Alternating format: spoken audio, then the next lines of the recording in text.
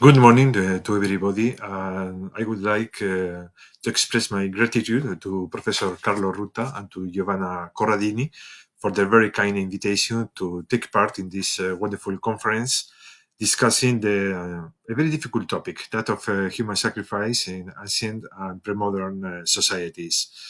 I am going to share with you some thoughts about a very debated topic, that of human sacrifice in ancient Egypt. The evidence for human sacrifice in pharaonic Egypt is more or less limited to the so-called First Dynasty. That means the chronological framework spanning from the very late fourth millennium before Christ and more or less the two first centuries of the third millennium before Christ, say more or less between 3100 and 29, 28 centuries before Christ. This was a period of consolidation of the Egyptian monarchy. It is a period in which Egypt was unified under the authority of a single king, and it was a very complicated period, especially because of the political circumstances, which are very, very bad known, even in our days. And this is mainly due to the scarcity of textual evidence and archaeological evidence too. So, more or less, the problem is as follows. Several kings of the first dynasty were buried at a place called Abydos in southern Egypt, and their tombs and their funerary enclosures were surrounded by the tombs of many followers. In some cases, these followers amount to more or less 500 people. That means something really very substantial at this time. There is a peak in the presence of these followers during the first reigns of the dynasty, and then it's a very sharp decline until it disappears at the end of the dynasty. What makes these tombs so special is that it was supposed that these followers were sacrificed to accompany their master in the other world. The first evidence was discovered by a French archaeologist called Amelino, but his excavation in the late 19th century was really very poor from a scientific point of view. That means that he discarded a lot of human remains. He only preserved the crania of the people. And only several years later, another archaeologist, Flinders Petrie, tried to re-excavate some remaining tombs. He was lucky enough to find some undisturbed burials.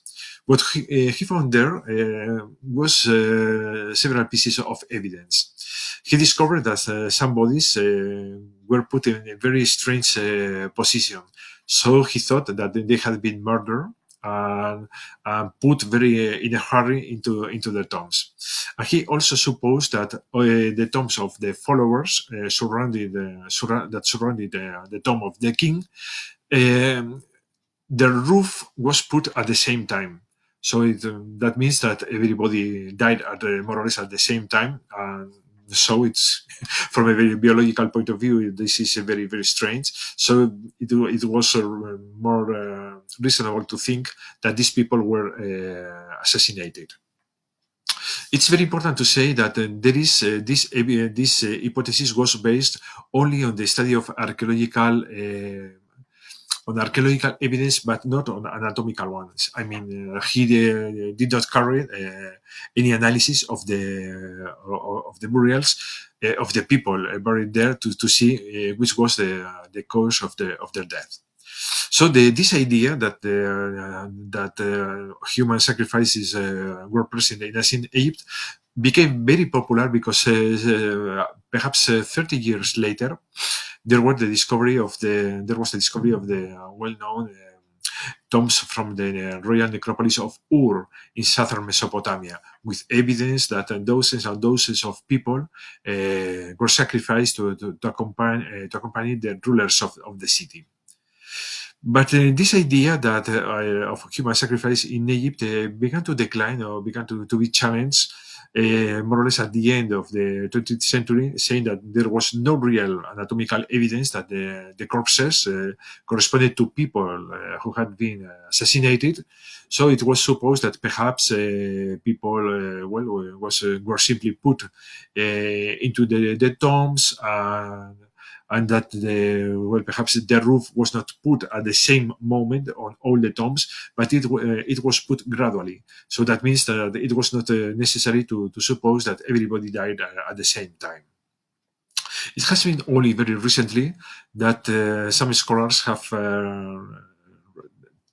retaken the analysis of these tombs, and for the first time, they began to conduct some anatomical forensic analysis of the remaining bodies of the people. I must say that the crania of all these people are scattered in museums all over the world. So, what these researchers have discovered is that there is evidence that most of the people probably were assassinated, because at least 30% of the crania present evidence of having been struck by a sharp object, probably some kind of mace. A mace that is represented in the iconography of ancient Egypt as a particular weapon used by kings and other people in warfare iconography, particularly in rock art, in small seals, and so on. So, for the first time, we have solid evidence that people were assassinated to accompany their masters in the netherworld. The only problem is that the interpretation of this mass murder is very complicated for a very particular reason. There is no written literary and artistic evidence of human sacrifice. There are only two small seals that may represent some kind of human sacrifice, or in any case, people who is being stabbed to obtain perhaps their blood. But otherwise, this was apparently a topic that was never referred in ancient Egyptian sources. And it's very strange because we know from the royal annals of this period that kings performed a lot of ceremonies involving, for instance, the construction of temples, the construction of royal statues, the production of funerary equipment, and other kind of ritual objects placed usually in the sanctuaries that these kings were adorning everywhere in Egypt. So, for some reason, human sacrifice was something considered not acceptable to be reproduced in artistic or in written evidence. So this practice remained more or less hidden. What is perhaps significant is that this practice appeared at a very particular time in Egyptian history. And it was at a time when the state was struggling to consolidate itself. And this is really a very interesting point, because thanks to comparative evidence from other regions of the world, in particular also from ethnographic and historical records about societies all over the world, we know that human sacrifice was particularly important in periods of consolidation of a particular polity. Usually that the consolidation of a state, a monarchy, and so on, implies a change in the balance of power between different actors, between perhaps different sectors of the elite with diverging interests. There can be also some resistance by the subjects to accept this new authority over them. And we know that in some cases, the consolidation of the earliest states in northern Mesopotamia and so on were accompanied sometimes by civil war and mass murder. Apparently, the earliest kings or earliest authorities in this time of centralization encounter a lot of resistance, and that meant that they used their force, mass murder in some cases, to kill resistance or perhaps people opposed to their authority. For instance, in the case of Tel Brak in northern Mesopotamia, there were several tombs with a lot of corpses belonging to women, children, old people, and so on. So it was a real massacre, not the outfit, for instance, of war. So in the case of Egypt, that may point that the beginning of the monarchy in Egypt was a very traumatic period. Perhaps this traumatism is hidden in the historical record. We usually, we Egyptologists, tend to analyze the origin of the ancient Egyptian state as a point in which centralization, bureaucratization, and the implementation of royal authority and royal administration over the country was something more or less homogeneous and something which encounter not serious resistance. But perhaps this is we are simply mistaken. We know that several centuries after the formal unification of Egypt, there was a lot of resistance in northern Egypt. So a king called Hasehemui, who lived more or less about 2700 before Christ, he struggled some rebel populations in northern Egypt, so in the Delta, that ended with the massacre of several tens of thousands of people.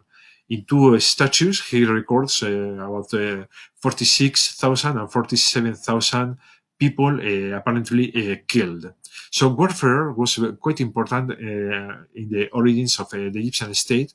So perhaps we may assume that the authority of the earliest kings of Egypt was not homogeneous all over the country, and that it took several centuries to consolidate the royal power, to integrate the different societies living in the Nile Valley into a single unified polity.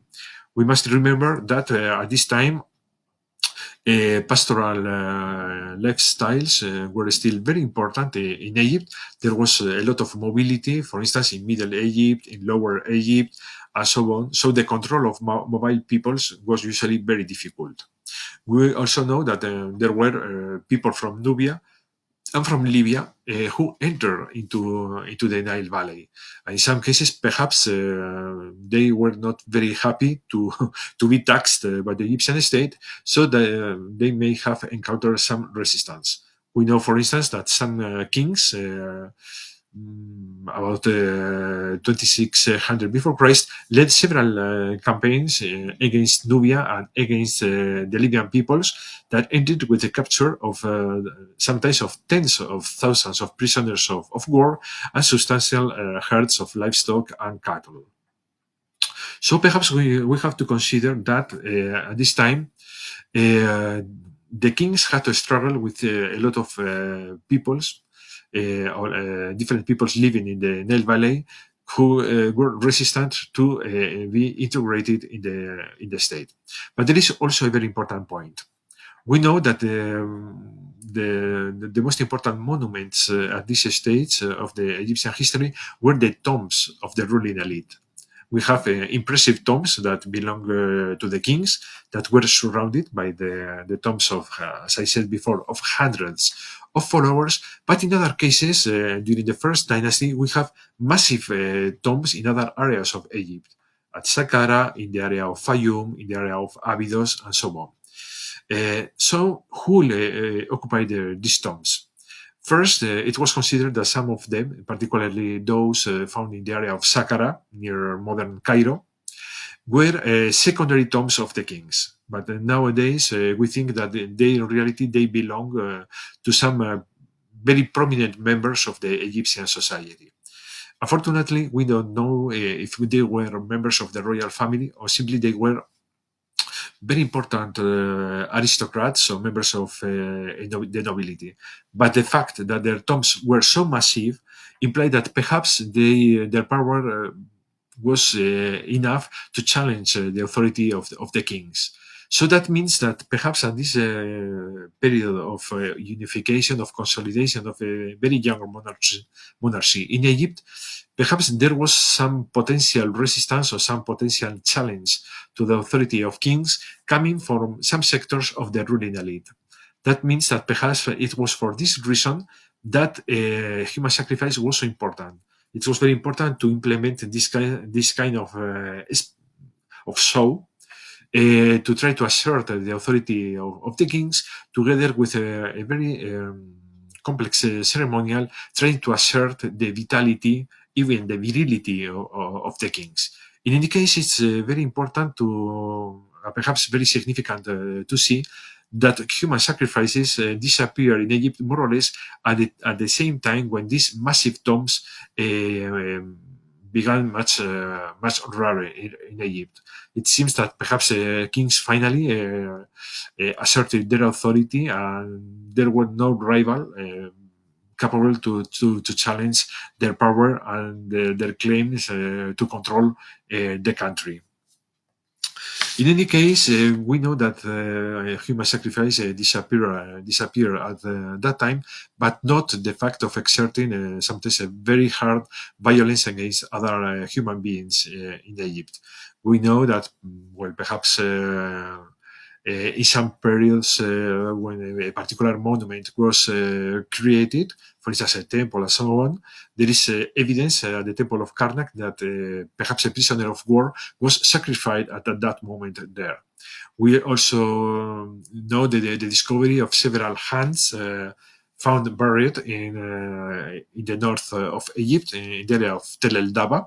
And we know that severing hands was a practice conducted during warfare by the Egyptian armies. Perhaps it was a practice introduced from the southern Levant. And we have also some texts particularly from the early first millennium before Christ, when we know that in case of civil war and conflict between rival factions, particularly in the area of Thebes, the defeated faction may face a very quite horrible fate. In some cases, they were murdered. In other cases, they were exiled into the oasis. But in any case, I think that the big contribution of Egypt to the topic of human sacrifice is to think that this practice also appeared during a very limited period of time, a time when a state tried to consolidate itself, when the authority of the kings was not solid enough, and where there were perhaps other sources of social power. For instance, some members of the nobility, local elites, and so on, who may have the potential to challenge the authority of the kings. So it was thought that this kind of displays of violence, of massive murder, were considered practical or useful to consolidate the authority of the kings. So I think that perhaps I may stop here, and I really thank your attention. Many thanks.